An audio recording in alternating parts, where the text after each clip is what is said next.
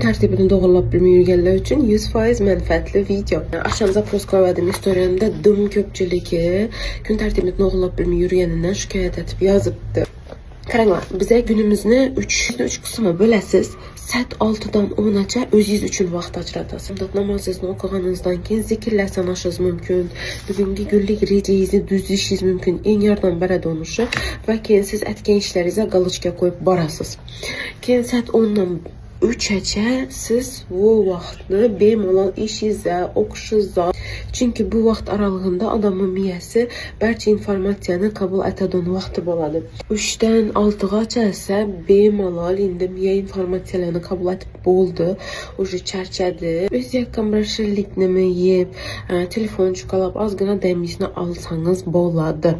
6-dan ta 10-a isə bemalol üzdə ilə oturub serial görüb, ola bilər söhbətləşib, okatlanıb, pasudalarınızı yuyub, işlərinizi edib, kirlərinizi kirmaşına dıqıb alıncayıza. Siz bu vaxtda xarıqan bulasınız, azanda yerdə durğansınız, hələ uxlamadınız, yenə günlük planlarınız bitdi, özünüzdə məmnunsunuz.